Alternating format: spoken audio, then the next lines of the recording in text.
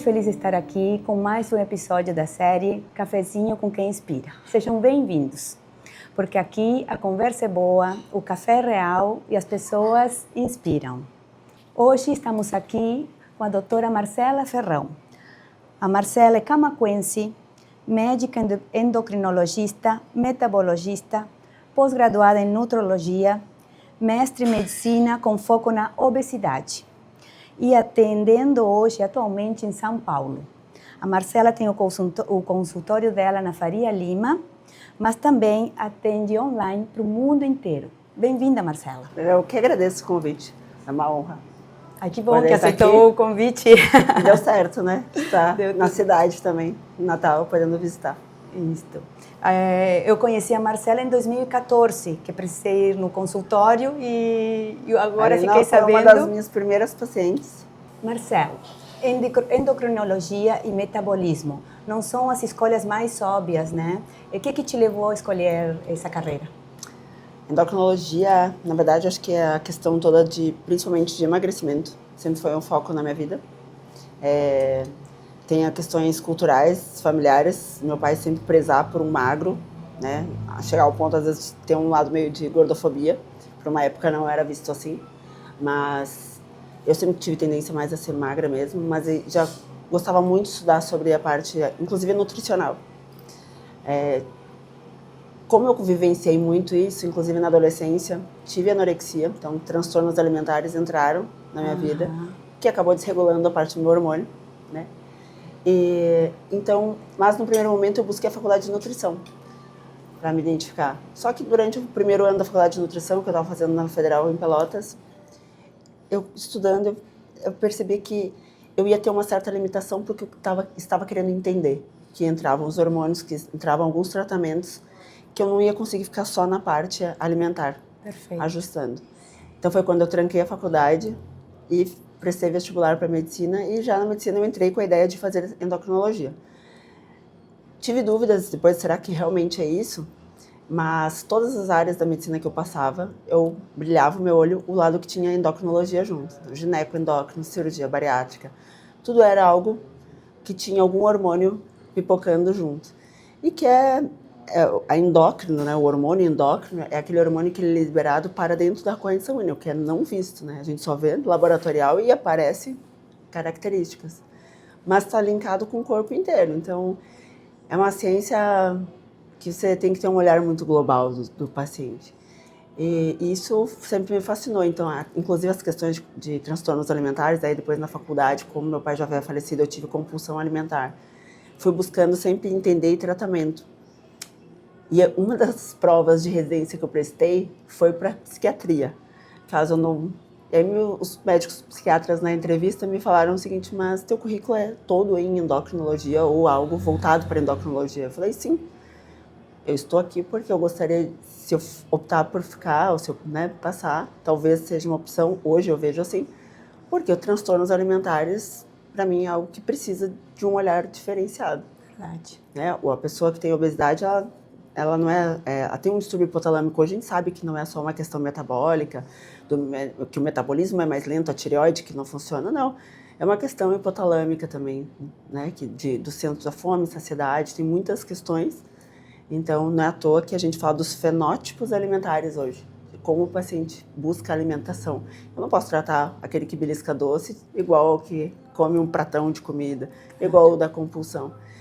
E nem quem vai ter suas N particularidades. Então, entra muito o trabalho, também o tratamento do psicofármaco associado no tratamento. Ele entra off-label, não está 100% em bula, muitos deles, mas a gente, tendo essa consciência nos congressos, tudo, você sabe que é uma questão que se associa, a gente potencializa muito o tratamento do paciente. Então, a endocrinologia veio, essa mudança então, da nutrição para a endocrinologia, era porque daí eu consegui ter a visão hormonal junto, né, e do tratamento medicamentoso junto, que eu poderia intervir. Aí brilhou o olho e eu digo, faço o que eu realmente amo o que eu faço.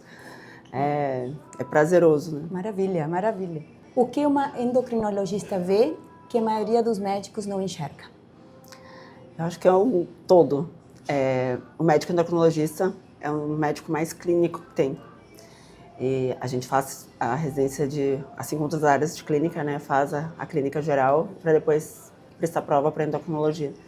Mas como a endócrina, essa questão dos hormônios atuarem no corpo inteiro, a gente tem uma visão muito ampla do paciente. Não tem como eu olhar só o rim, uma partezinha, só o pé.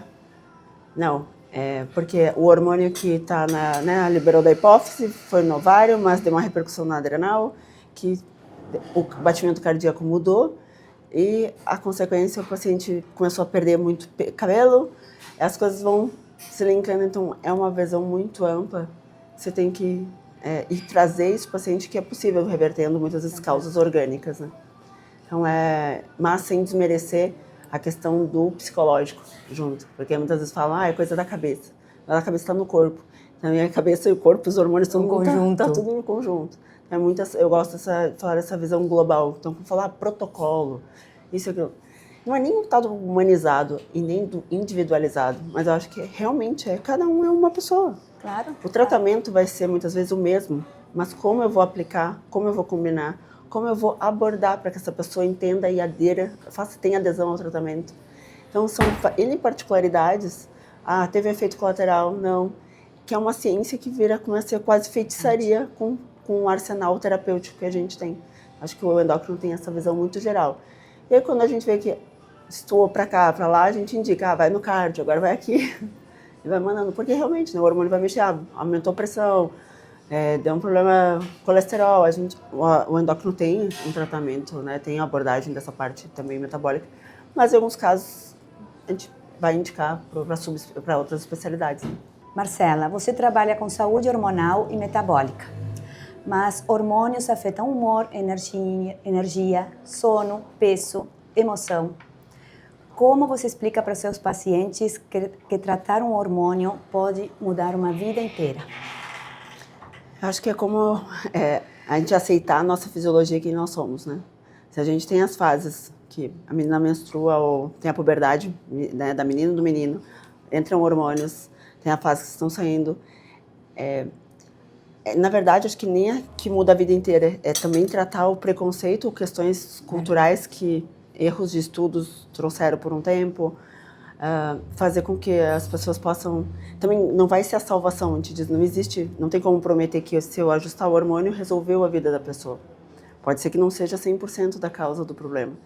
Mas quando a gente põe no equilíbrio, que aí a busca, né, dos hormônios é flechinha para cima ou para baixo, um manda subir, o outro manda descer, quando a gente equilibra a tendência é que o paciente tenha uma outra qualidade de vida, vai ter um sono melhor, vai ter um humor melhor. Vamos ver, né, essa questão hormonal, assim, mulheres na menopausa. É um sofrimento, né? Mulher, ela sofre na puberdade quando entra o hormônio e ela sofre mais ainda, acho que quando ele sai. E por que precisa realmente sair por completo? Teve um estudo, né, em 2002, que meio que baniu e muitas mulheres ficaram sem terapia de reposição hormonal, porque se trazia a ideia de que a terapia hormonal causava câncer, que é um grande mito, que, né, a gente estava conversando sobre isso. E não existe, né, o hormônio que causa câncer. Se a pessoa tem um tumor que tem um receptor para um hormônio e ele está presente, aí ele vai crescer mais rápido. Por isso que o médico, que é especialista, ele vai fazer uma checagem, a gente vai ver se está tudo em dia para poder entrar com a terapia hormonal e manter um acompanhamento regular. Ideal. Ver se nada vai acontecendo, vai crescendo, vai fazendo manutenção. Porque você traz uma outra qualidade de vida, né? Quantos pacientes eu vejo assim, é clássico. Marcela, passou dos 45, 47. Deu 50, então, que a menopausa veio, minha memória já foi, meu humor eu não aguento mais, eu tô sem libido, meus filhos me irritam. Eu era magra, mas agora eu tô com barriga, eu não consigo mais emagrecer. Meu cabelo tá caindo. E antes, assim, o que fazer? E a grande diferença é quando você consegue instituir junto, né? É uma grande mudança. As mulheres chegam, nossa, sou outra. Agora eu tô dormindo, porque eu ficava acordando com calorão. Agora eu tô bem com meu marido. Eu tô trabalhando, tô com memória, eu tô rápida no trabalho. Então, e aí vem outra questão que eu já tô fugindo totalmente aqui, mas trazendo lembranças de pensamento. Eu até comentei com você de uma paciente, né, que as pessoas falam aqui.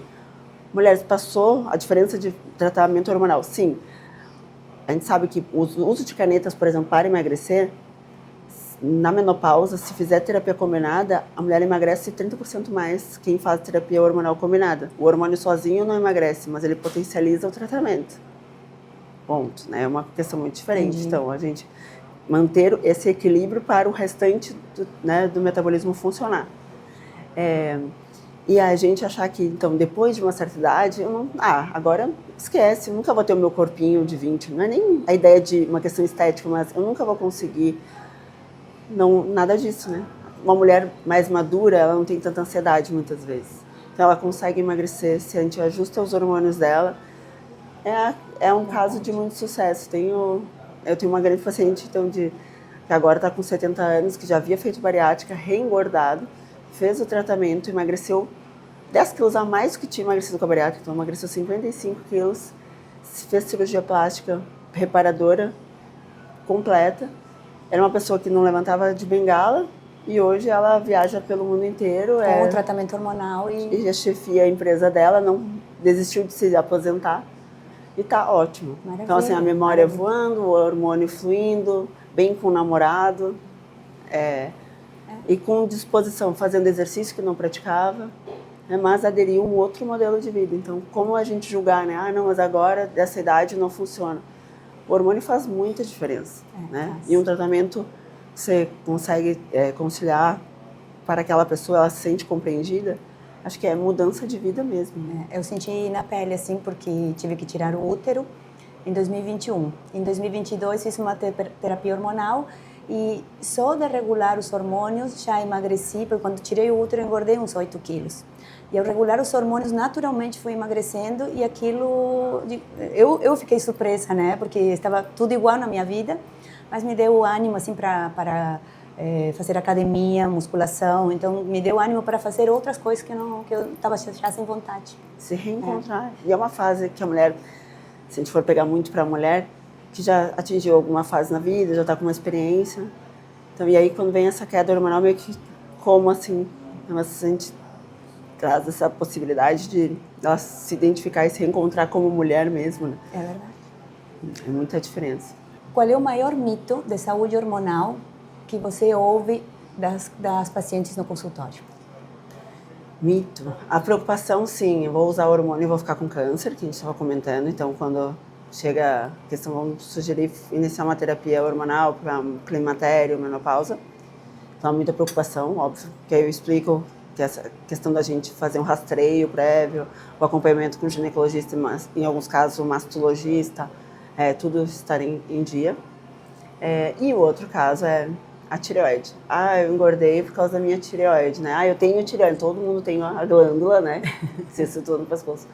Mas se fala assim muito em metabolismo pela tireoide, porque os hormônios tireoidianos, eles vão incentivar o funcionamento das outras células, dos outros hormônios e de tudo. Então, mas não é a tireoide funcionar menos ou mais que a pessoa vai ganhar peso a ponto de ganhar uma obesidade. E isso eu escuto de várias pessoas. Ela vai reter mais líquido, ela vai ficar mais lenta. Eu fiz inclusive um capítulo de um livro com uma professora na época da Santa Casa, e era sobre hipotireoidismo. Eu escrevi esse capítulo. E eu estou fazendo muitas revisões sistemáticas. E não existe nenhum um sintoma que seja fidedigno, assim, tem isso aí pro tireoidismo, né? A tireoide funciona pouco, então vai ficar... Entendi. Sabe qual é o principal sintoma que todo mundo tem? Inchaço de tornozelo. E aí todo mundo diz, não, mas é o peso. Não, vai ganhar, vai reter um pouco de líquido. Ou o outro é o seguinte, mas se me der o hormônio eu vou engordar? A segunda preocupação é se não vai ter câncer, a primeira, e a segunda, mas vai me dar o hormônio eu vou engordar? Quem não quer usar hormônio para não engordar também. Aí a gente tem toda a explicação que no ajuste, no equilíbrio, não. Pelo contrário, vai favorecer o emagrecimento. Então, são muitos mitos. É verdade. Que foram criados na sociedade e que a gente tem que ir desmistificando e trazendo ciência à mesa. Né? Isso aí, isso aí. Existe alguma face da vida feminina que você considera mais negligenciada e por quê? Na verdade, acho que a questão da ciência está evoluindo, muita coisa vai mudar. Tá? Mas Eu acho que às vezes é o preconceito, porque acho que todas as fases da vida feminina, quando a gente fala porque a mulher a menina entrou na puberdade, menstruou, ela começa a sofrer a ciclagem dos hormônios e todo mês tem a tal da TPM. Então, isso é negligenciado, porque essa mulher tem uma gangorra de hormônios, ela fica com o humor aqui, desce, e aí muitas vezes ela está sendo pressionada para N coisas. Então, isso não é uma coisa tão bem abordada. É simplesmente, é uma disforia pré-menstrual, vamos, então, não é simples. E agora, a gente acredita que culturalmente as coisas vão mudando, mas sim, a menopausa por um tempo ficou muito sendo uma tortura. Verdade. Porque todas as mulheres que entravam na menopausa não podiam mais fazer reposição hormonal. Porque dava câncer. Então, porque dava câncer. E aí, meio que acabava a vida. Porque o homem seguia, eles diminuem o nível de testosterona, mas a maioria não entra numa pausa, andropausa, que a gente chama, né? Não para, eles reduzem. Como que fica essa vida dessa mulher, né? Meio que acabou a vida, desliga a chave, agora eu vou sofrer todas as consequências. Então, acho que isso era muito negligenciado, sim. Mas agora acho que a tendência dessa busca, o conhecimento, fazendo de uma forma mais segura mesmo, tanto assim, tem hormônios que a gente usava. Então, por que falava-se, né, nos nossos anticoncepcionais? Porque a gente era derivado de hormônio derivado da égua, né? A égua grávida, tá? Equino conjugado, o estradiol equino conjugado. Então, o feto, né, da égua saía na urina da mãe da égua, e a gente produzia. Via oral, passagem no fígado tinha maior chance de causar trombose. O risco foi para trombose e não no câncer. Entendi. O que aconteceu? O grande erro desse estudo lá, o tal do WHI em 2002. Ele lançou que aumentava o risco de câncer de mama, de útero, né? Só que ele não avaliou, teve um viés de avaliação, de seleção, que era um risco relativo. Aquele paciente que tinha uma história familiar, que tinha uma tendência, sim, usando hormônio ela ia desenvolver mais. Só que aí que se viu no longo prazo, e no risco absoluto não. O que se viu no longo prazo? As mulheres hoje não morrem muito de câncer de mama, mas a principal causa de morte feminina hoje é evento cardiovascular, porque não teve a proteção do estradiol na primeira fase, logo do remodelamento, né, cardiovascular. Então, e aí outro critério que a gente começou a avaliar como a endocrinologia abrangeu também a questão do transexualismo, começou a ver que as mulheres trans estavam sobrevivendo muito mais. Porque um homem que se transforma em mulher, o homem normalmente infarta mais, né? Mas esse que passou a usar o hormônio feminino não estava infartando, reduziu muito. Então, muda-se um contexto, entra um novo momento da ciência onde, não, vamos procurar, então via transdérmica, vai ser, seja creme, implante, adesivo, para o tal modelo de estrogênio que a gente tem, porque tem quatro formas químicas, né? Tem estriol, estrogênio, o estradiol, a estrona e o estetrol. O que muda é um radical hidroxila, OH. Cada um vai tendo masas que tem seus eventos aí. E por último agora, então, que começou lá em 2002, mas aí morreu a pesquisa e agora voltou com tudo, é um hormônio que é o estetrol. Ele é produzido pelo fígado do feto humano e sai na urina da mulher gestante. E é onde está sendo produzidos os hormônios agora. E aí a gente sabe que ele, por via oral, não aumenta o risco de trombose. Ai, que maravilha. E tem uma marca no Brasil. Então, assim, as coisas estão evoluindo, né? A gente sabe, nem entrando em particularidades, mas tomara que a ciência consiga abordar todas as formas e vias para dar mais segurança, inclusive questões, sei lá, seja de implante, o que for, para que as mulheres tenham qualidade de vida mesmo, claro, sem risco. Com certeza. Mas acho que muitas vezes a falta de conhecimento, né? Eu ignorar o conhecimento, porque quando a gente traz isso, aí a pessoa diz, não, então eu quero, realmente isso faz diferença para mim. Isso mesmo, porque quem não sabe... Fica só no medo, né? Porque vai ser uma notícia lá, aconteceu outra coisa, morreu fulano, para tudo. Verdade. É a má ciência, né? Verdade. Marcela, metabolismo virou palavra de moda. Todo mundo fala, poucos entendem. O que é metabolismo de verdade e por que ele importa tanto para a qualidade de vida? Então, o metabolismo é muito mais do que a questão da pessoa ter facilidade ou não para emagrecer, né? É muito mais do que peso. O metabolismo é a usina do nosso corpo, é como funciona, como a gente absorve o nutriente, e como eu transformo isso para transformar em energia, para fazer a célula funcionar, para aquela glândula produzir um hormônio que vai atuar em outra parte do corpo e eu vou manter o equilíbrio. Então, realmente uma usinagem para manter a energia, para manter o funcionamento do corpo e a produção de todos os hormônios junto.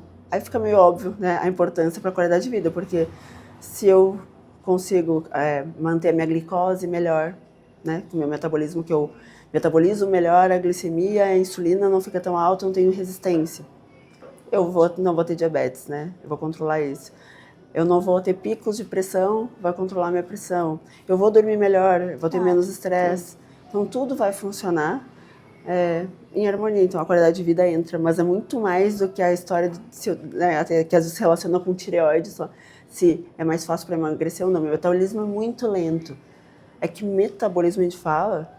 É outra coisa quando as pessoas falam metabolismo é lento. É que às vezes algumas pessoas a gente está entrando na questão da massa muscular. Que se eu tenho uma baixa massa muscular, eu tenho pouca célula que queima muita energia, né? E aí vem tanto a importância da reserva de ter células que consomem muito para se manterem ativas. Então, buscar o músculo. E não só para manter o metabolismo, a queima de energia, né? Manter o peso, mas para manter a saúde óssea, porque na musculação o músculo se prende ao osso pelo tendão, vai estirar, então vai estimular esse osso para se desenvolver, fazer a síntese óssea. Esse músculo é quem vai nos tirar da cadeira, né? A gente vai manter funcionalidade ao longo dos anos. Então tem a questão da quantidade para uma questão de queima, mas também quando a gente fala em funcionalidade, hoje em dia a gente tem estudos falando do hand grip, a gente pode usar mesmo a pessoas que não tem uma massa tão grande, mas se ela é bem funcional, eu sei que esse paciente também tem um risco diferenciado. Então eu acho que é por aí, só não confundir, né, esse ponto de metabolismo com a questão de massa. O corpo da mulher muda muito. Adolescência, maternidade, perimenopausa, menopausa. Como uma mulher pode aprender a ler o próprio corpo em vez de brigar com ele?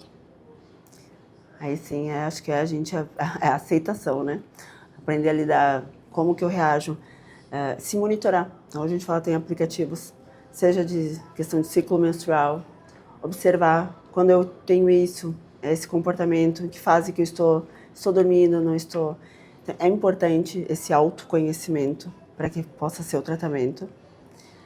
E também para que ela se respeite os seus limites, porque é difícil, né? A história que você estava falando, quando começa a vida hormonal, os hormônios sexuais adentram, mas nas questões dos ciclos em si, que às vezes desregulam, e quando ele está saindo, aqueles 8 anos antes ali, porque para a população a menopausa é os 50. 8 anos antes, todo mundo chega no consultório e começa gradualmente, ano a ano. Ah, mas esse ano piorou outra coisa, mas aí veio não sei o quê. E vem a fase do climatério. E aí é onde as mulheres dizem, mas eu não era assim. Como que a gente vai ajustando? Que a tendência, muitas vezes, é ganhar 1 quilo por ano até menopausar. Ai, que horror. Então, mas veja bem, assim, está mudando. O Congresso Brasileiro já falando, começar pelo menos a visão da endocrinologia, né, de base. Não estamos falando nada de linha integrativa. De já atuar hormonalmente para essa mulher 3 anos antes, pelo menos, dela menopausar. Porque a gente sabe que ela vai perder 10% da massa óssea nesses 3 últimos anos aí, antes da menopausa. Ela já vai estar com muita dificuldade. Então a gente não precisa esperar. E aí quando essa mulher se lê, ela vai trazendo. Então pede ajuda, né? Gestação é uma fase que é extremamente transformadora. É prolactina nas alturas, é um humor que muda muito, é uma fome que transforma. Então é se respeitar, é ter carinho por si mesmo, entender que existe fase e para tudo existe um tratamento. Se permitir ser tratado. Né? Não é falta de força de vontade, não é uma doença que não tem tratamento, mas sim, a mulher está mais disposta a ganhar peso. Gestação faz, a maioria das mulheres ganham, é um dos grandes fatores de obesidade para mulheres. Né, e não conseguir recuperar o peso totalmente. Então, acho que essa visão que é de um carinho de se permitir, né, ser tratada e buscar. Buscar ajuda. Buscar um endócrino. Por favor. O que acontece com os hormônios desregulados na obesidade? A obesidade é complexa, né? Ela é uma pontinha final. Mas a gente está falando muito dessa questão hormonal aí, porque quando a gente aumenta o volume das células adiposas, aumenta a resistência à insulina. Chega a ter bloqueio, muitas vezes, da hipófise para estimular as nossas gônadas, né? Seja na mulher o ovário, o homem o testículo. Então chega paciente com o que a gente chama, o diagnóstico é hipogonadismo funcional, é homem com testosterona lá embaixo, é uma mulher meio bloqueada, assim, por uma questão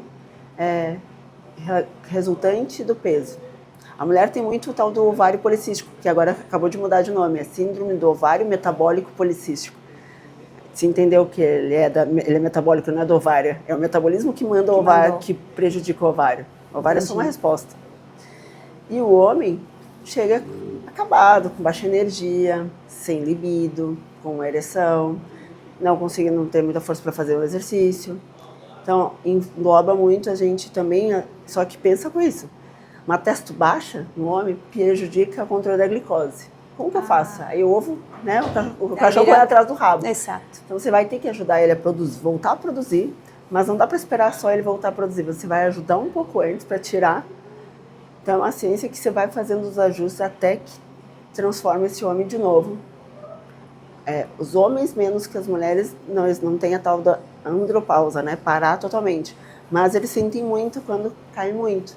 Então, também trazer vitalidade para esse homem, com ajuste, obviamente, são coisas que está indo à tona, né? E o homem está buscando por isso, né? Ele está deixando de ser aquele ser passivo, né? Mulher que marca a consulta e o homem só vai consultar. Então, estatisticamente, mulher consulta mais e homem morre mais, porque ele deixa chegar aos últimos. Mas os homens estão buscando, eles querem ter mais qualidade de vida, querem se sentir bem, autoestima. Então, hoje em dia é direto, eu tenho um casal, vem a mulher, vem o homem, vem o homem, vem a mulher, e o casal está junto, consultando para... E isso acontece porque estão mais informados, começa a informação a circular e acende algo. Isso é só uma parte, né, da questão da obesidade que pode afetar.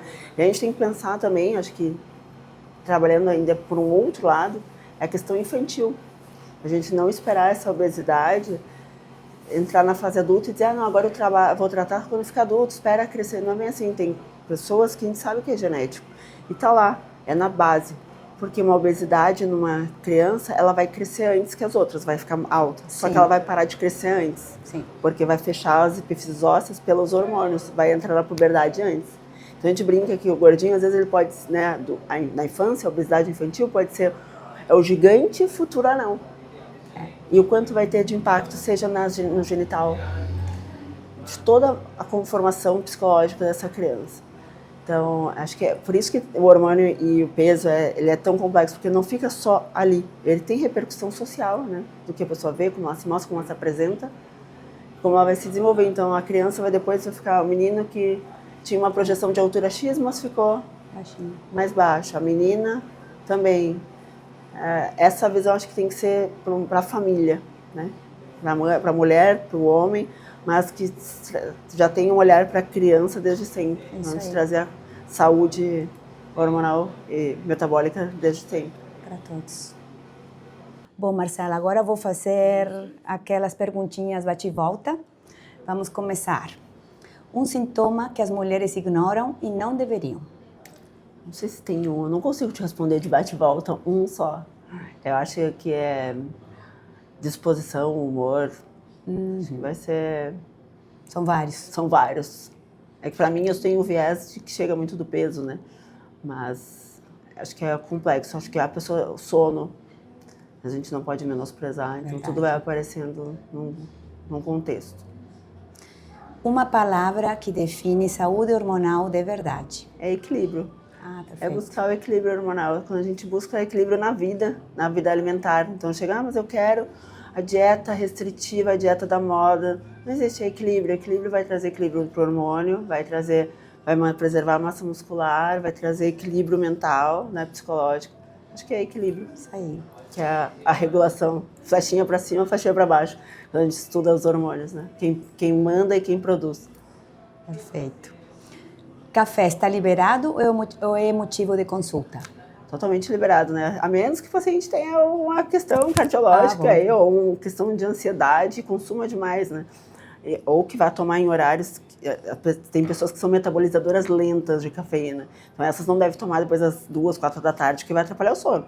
Mas, se não, café é totalmente E o que indicado. está no teu cafezinho hoje? Hoje, acho que a gente tem que ter esse olhar mais global mesmo, e a mulher muito por identificação, porque eu já estou com 41 anos, quase 42, então eu entro nessa fase aí da mulher mais madura, entrando num climatério. A gente olhar e ver que pode sim ter o tratamento e ir equilibrando os seus hormônios, e que às vezes algumas medicações, mesmo aquela mulher que nunca foi obesa, talvez dê para usar ou dê para a gente ajustar. Existem formas intermitentes, então buscar ajuda tá ali, porque a ciência ela tem o padrão para o médico também não inventar muita moda, mas a gente pode ajudar essa mulher a ir muito mais longe, né? E ela Com poder certeza. Desenvolver, ter sucesso, ter qualidade de vida, fazer o que ela bem quiser. Então, acho que eu me identifico muito trazendo as mulheres para essa fase da vida, sabe? Eu acho que a gente pode ir onde quiser, né? Não é aquela coisa de inspirar mulheres, não é nem o feminismo, mas a gente pode... se uma pessoa consegue, outra também pode se desenvolver. Marcela, muito obrigada por aceitar o convite, por estar aqui comigo hoje. E eu espero que todos sigam a doutora Marcela Ferrão. Vai estar o Instagram no site, e o episódio pode ser visto no YouTube e no Spotify. Um beijo. Tchau, tchau.